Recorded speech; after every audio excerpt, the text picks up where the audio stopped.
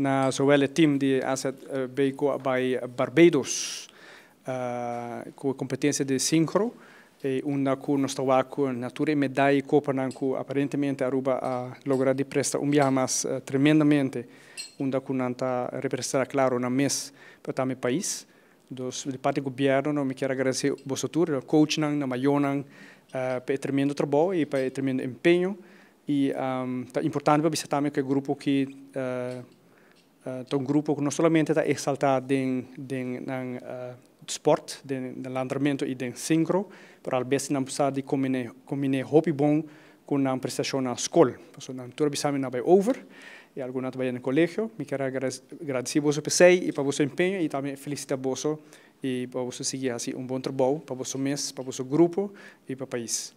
Bom, de minha parte também, de caso AUE, como ministro encargado do manejo para a juventude, muito nang também. Hopi para bem de nome do governo de Aruba, de nome do colega Alex Schwengel de deporte, pero também de nome de gente nos pueblo. No momento que você ganha copa, ou no momento que você ganha medalha, seja de ouro, de silver ou de bronze, você ganha não para o mês, mas você ganha para o país.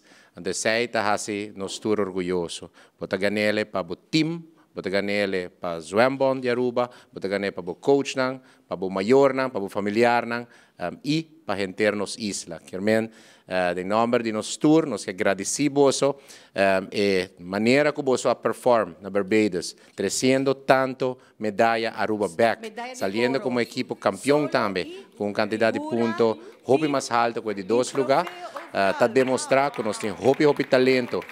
De área deportiva, de área de andamento seguramente, pero essa que não vai sem disciplina, sem treino, sem só sacrifício e dedicação de parte de vosso mês, pero também vosso maior, vosso coach, tudo isso que ajuda vosso. Me gana ouro em solo, me talando solo e figura, e também de figura também me talando ouro, e essa que é troféu de overall, que o Distrito de 5 gana na competência de nós.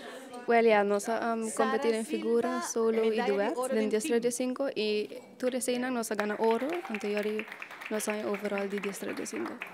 Sim, nós estamos over, yeah, nós estamos, três anos de nós vai VWO, ante outro vai over, também, no colégio. Support de público, para nós muito não, estava estupendo, estava hobby grande. Dentro da rotina que nós apresentamos, o público está admirando más a hobby mes y ese es así nos hobby orgulloso.